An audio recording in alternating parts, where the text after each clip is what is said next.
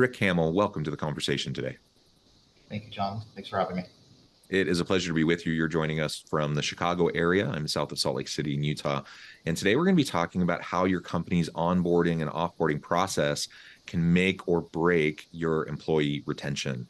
I think the name of the game nowadays is employee experience, and that includes like end-to-end experience within the organization from the very beginning to the very end. And a lot of times those processes aren't great. And You might pay a lot of attention to other aspects of the employee experience, but those in particular, because they're bookends, they need to really be spot on. Otherwise, you can really be damaging your own reputation as an organization and your ability to attract great people and to keep the great people that you have. So this is what we'll be exploring together today. As we get started, I wanted to share Rick's bio with everybody. Rick Hammell is the founder of Atlas, a groundbreaking company he established in 2015 with a keen eye for identifying market gaps. Rick's entrepreneurial journey began at his dining room table, where he recognized the pressing need for solutions that could empower companies to expand into new markets efficiently, rapidly, and with strict adherence to compliance standards. Driven by his dedication to streamlining global expansion, Rick pioneered the innovative direct employer of record business model, specifically designed to support companies with ambitious international aspirations while fostering equitable opportunities for businesses to compete on a global scale. Now, I could go on, but I'm going to pause there. Rick, anything you would like to highlight about your own personal background or context, or your company's background or context, before we dive on into this conversation? Yeah, even before I founded my organization, I actually was in HR. So I started in HR like everyone else. I came in as an HR manager, went to a director level, then became a VP of people on a global scale. And what was the interesting part about that was trying to figure out how to manage and onboard employees in different countries. That experience was something that it was a game changer for me from that perspective. And yes, I started in the most easiest countries, Saudi Arabia, Singapore, and Japan. But in learning from that, it was something that I really thought was quite methodical and really important for employees in their overall experience, and how to make sure that they were engaged in the business and doing their jobs versus having to worry about if their pay slips are going to be correct, if their benefits are going to be done correctly. That employee experience was, from an HR perspective, we need to make sure that they can focus on what they do best. And HR and our technology had to do the rest from that perspective. So it was a game changer, which allowed me to kind of change the game from that perspective. And one of my newest investments that I'm working on from that perspective, and which we're going to be launching in 2024, is very much a focus on how do we automate that in the world that we live in with the remote teams all over the world. Yeah. And in your company, I was looking through more extensively. It looks like you support clients in over 160 countries, 19 offices worldwide. I mean, you're truly a global organization trying to help clients and companies all over the world, which is really important. And like you said, I mean, HR is complicated in any context, and just the employment law and the regulation side of things, let alone all the other strategic HR sorts of elements. It's hard enough when you're like in one place where you can kind of get a grasp of what it is. And then you start to do stuff internationally and it becomes infinitely more complex. And so to be able to do that in a streamlined way, in a way that's consistent, in a way where people have faith and trust in your processes, that they'll be taken care of in an appropriate way, that's really, really important. Yeah, I think the one thing is, believe it or not, 80% of onboarding is pretty much the same. You've got to collect tax documents. You've got to get the employee's personal information. You've got to get their banking information. You got to make sure that they're registered in Social Security to make sure that you're filing taxes accordingly. What the difference is really that localization part, what that experience is from an employee perspective. And what we find is that a lot of organizations tend to have a local bias in how they want to do that. And the local bias, being American, I'll use the American bias as an example. I'm used to doing employee onboarding a certain way, and that's how I want to make sure I expand that across the globe because I want to create consistency.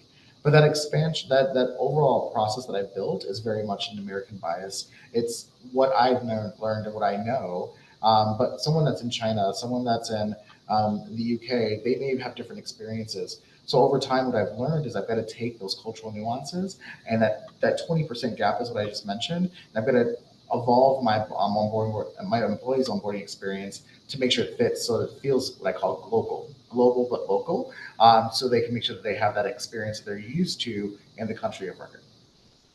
Yeah, yeah, excellent.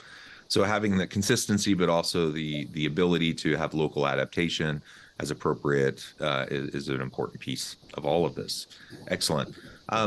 So we've talked a little bit about the front end. How about the back end, the offboarding process, and what do you see there in terms of what organizations tend to do well or not so much, and the gaps that need to be filled? I think communication's key, which I see as probably the biggest gap. How to offboard an employee correctly, and also making sure that you don't create a bad experience. Many employees have amazing experiences when they're onboarded, but very bad experiences when they're offboarding, because either they feel like the company doesn't care about them anymore and they're just trying to get them out the door because they're resigned, or if the employee unfortunately is being terminated, that experience of how that employee is being terminated sometimes it doesn't feel right. No one likes to be terminated, but there's a human way to do it to make sure that they understand that what the next steps are and what their rights are from that perspective. And so what employers I think need to understand is, how do we make sure we handhold, give enough information, over communicate with an offboarding, and making sure that the employee doesn't have to come back. I consult a little bit with some clients, and they just had a situation where they had just bad payroll calculations, and so the employee who had already left a month before, they were waiting for their last paycheck from that perspective, and it came in incorrectly because there was a miscommunication on commissions for that particular employee. It left a bad taste in that employee's mouth, although they had a really good experience with that overall company. And it just changed the dynamic, right? And then that actual employee ended up writing a Glassdoor review, which wasn't so flattering because of that one situation, because they had messed up their paycheck. So just making sure that you over communicate and dot your I's and cross your T's to make sure that the employee doesn't have to worry about anything as they exit the organization. Yeah, and there's an example I'm aware of just recently of an employee at an organization who um, got an offer. You know, there was a retention offer they didn't accept. They end up leaving. They go to another place, and in the process of the transition, you know, they basically find out whatever the structure of their payout was, and all of that was being taken care of. They leave, and like a month later the company's contacting them to say, hey, you owe us money, you owe us money back. So they're trying to get someone to pay them back, and it's just bizarre, just not good form at all. This person that otherwise was leaving in good faith and had a good experience at the organization, now they have a bad taste in their mouth. You're just hurting yourself, and it wasn't even a consequential amount of money, really. And just it was silly. It was really just strategically stupid and silly and unnecessary. And those are the types of things, like from a process standpoint, I get like dotting the I's, crossing the T's, making sure things are done correctly. And if they're not done correctly, people notice, and then you have to fix it, right? So let's make sure that that process actually works, so you don't find yourself in these types of situations where after the fact you're trying to reconcile things and get things fixed, and it's inadvertently, hurting that individual who left. It was no one's intention, and in my example, no one's intention to have that kind of a thing happen, or to have that kind of a negative impact on that person. Yet that's what happened, right? Because we just weren't thoughtful and careful, and there wasn't a good level of communication to make sure that the offboarding was seamless. Yeah, I think employers also have to think about what that experience is. So if there was a mistake done on their end, and if it's a nominal amount, a couple $100s, I think the employer has to say, what am I going to really ruin an employee's offboarding experience because we made a mistake? Or do I create a situation where I maybe over communicate and then look at a way that the employee can refund that back to us? But when you really look at the employment laws, it's hard to do that because you reported taxes on that particular employee and what they've actually made. So you've got to think about what's what's good and what's bad, and actually make decisions from that perspective. If I was consulting with someone, I would probably tell them, if it's a nominal amount, just let it go. It was a mistake, but now you know not to do it again. Yeah, yeah. And so, I mean, we've already referred to it a bit, but what does this mean for retention? In the case of an offboarding situation, we're not retaining the person already, right? But there are other ripple effects of that experience that can impact retention of others, and certainly in terms of the recruitment of good talent. So let's unpack that a little bit and talk through that. What have you seen, both from the onboarding and offboarding standpoint, around the holistic employee experience, where things haven't gone well and how that's impacted those retention rates, the turnover rates, and the ability to attract and to hire really great people? Yeah, so you had to think about there's a couple things from the onboarding experience that I think statistics show out here that you have two times that you can actually mess up an employee's payroll. So if you pay them incorrectly twice, at that point the employee starts to look for another job. Income is really important. Some employees live paycheck by paycheck, and so not having stability or trust in that creates an opportunity for someone to say that they're going to want to leave. How things are communicated, how they're trained, how you actually organize their onboarding. Now, no one's perfect. I think onboarding is an evolution. You have to constantly evolve it. But the experience when that first week, I call it the honeymoon phase. That's important, but it's not as important. It's really your second and third week when they're actually in the day to day. They're working with their leadership team. They're working with their colleagues. Employers need to think about how you keep them engaged. The honeymoon phase is going to be, the welcome packet, the wonderful emails, the town halls, and all the fun stuff. But that's not their day to day. That's the wedding, if you like to call it from that perspective. It's really the work that they need to do. So, creating things like a buddy system, I think it's really, really powerful. Creating opportunity for employees to be able to communicate with each other, set up one-on-one calls, even if it's for like 10 minutes. I call it coffee minutes or coffee hours, where you can actually sit down and just talk and get to know your colleagues, where they can actually show you the ropes, how to operate the business. And then also it's important that leadership jump in. So managers, HR, people leaders who can also engage and speak with employees as well. Ask what's working, what they liked, what they didn't like. One of the things that I do when I do onboardings, I ask 3 questions. What did you like? What did you learn? And then what can we do better, so that we can take that experience and make it better for the next person as well. And it's also engaging. And then when someone's, that same employee that's not been with the company for a year and now they're a buddy for a new employee, and they see that we've taken their needs improvement and we've improved that, then they also feel like they contribute to the organization, which allows them to feel like they're part of it, right? Part of the vision and mission. So I think that first week's important, but really your more important weeks are your second and third week in onboarding. And then your follow-up behind that as well, I think it's key. Communication, as I mentioned, over communicate. Employees need to understand what they're involved in, and not just employees, the candidate experience too. I think sometimes we've seen, especially over the last couple of years, where it's been hard to find talent, we oversell roles to make sure that people want to buy in, but we're selling to them. I think if you set realistic goals, you can bring in really good talent that understands what they're working into. I'll give an example. One of my new investments I'm working in, it's a startup. And we were bringing in people, and I say, look, guys, this is a startup, and we're revolutionizing, which means it's going to be hard. It's never been a revolution that's been easy. Setting that expectation up front to make sure that when someone walks in, there's no surprises. So over communicate, as I mentioned earlier. And the last thing I think it's important is making sure people feel comfortable in their own skin. That means they have a voice. I like to use the term, a closed mouth never gets fed. And I want all my employees to be hungry. And so I want to hear you guys. I want to hear your voice. So making sure that people can be comfortable in expressing, no matter if they're an employee who started yesterday or an employee that's been there for 10 years, they have an opportunity to really have a voice and to contribute to the organization as a whole. That I think would be a great foundation for businesses to be able to kind of expand. Yeah, and so much in what you were just saying is just involving employees in the process through just generating buy-in through open communication and ongoing interactions in meaningful ways, right? So whether you're in the application process and you're a candidate, being communicated with consistently and clearly and openly. We know that that's a problem a lot of organizations have. They're not doing that.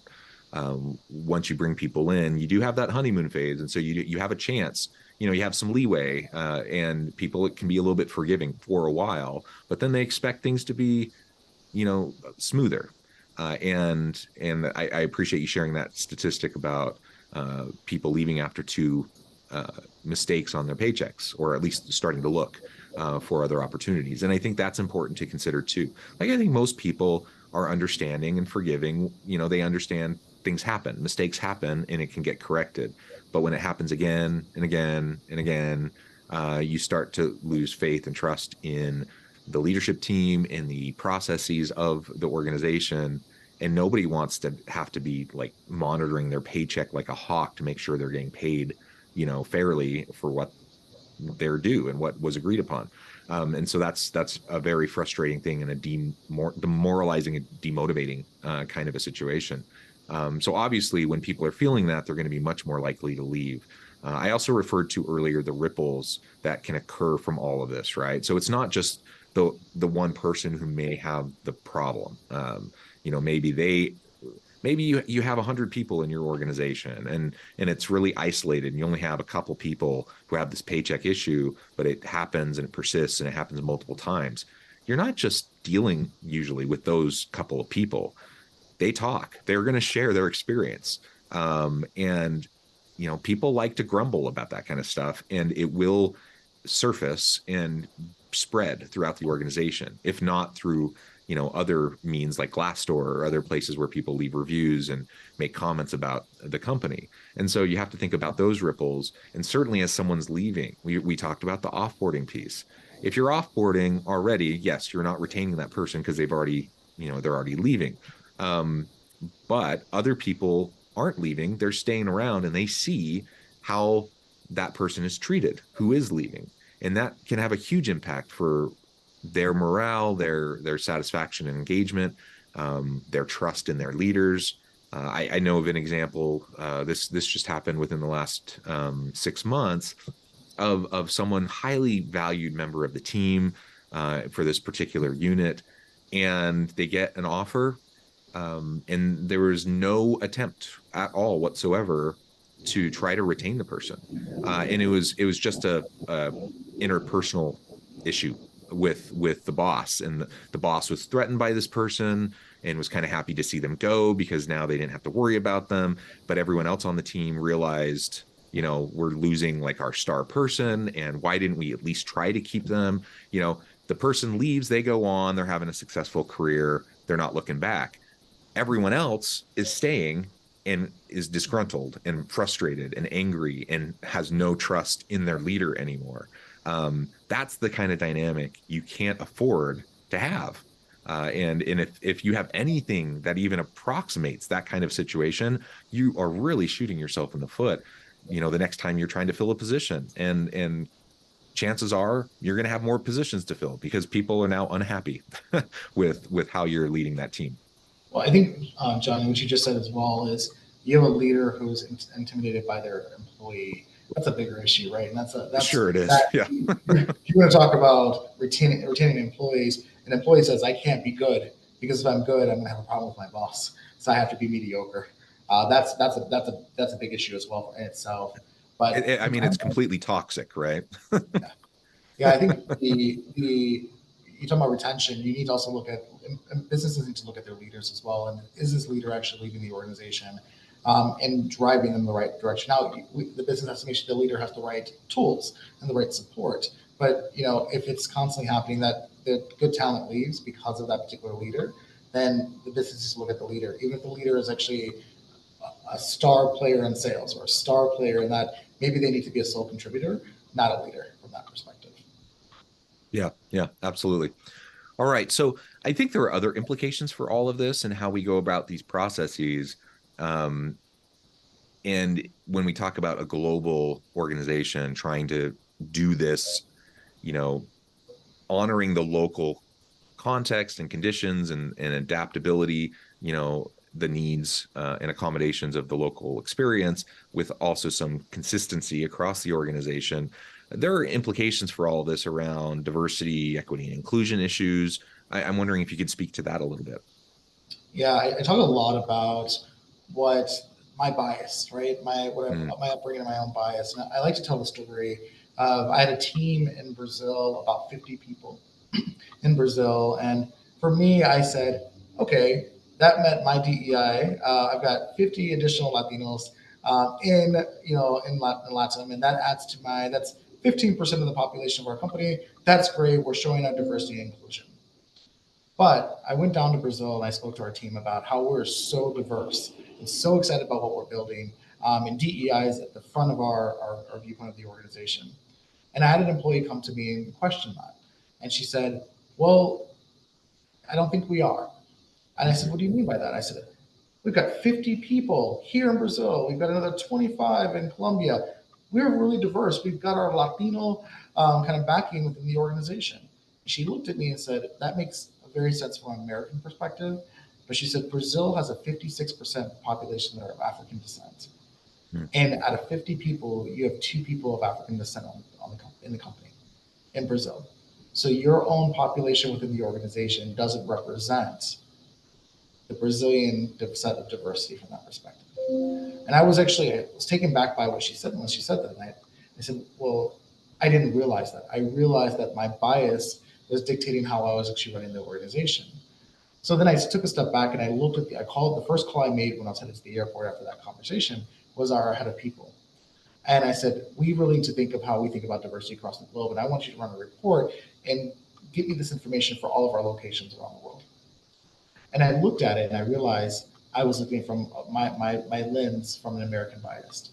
So I had to learn through that. I had to work through that and say, how do we look at diversity from, I keep using the term global because it's such a term that's ingrained in me now, from a global but local perspective. And how do we understand and take that into our onboarding processes? How do we make sure we create committees that we can make sure we're holding ourselves accountable for that?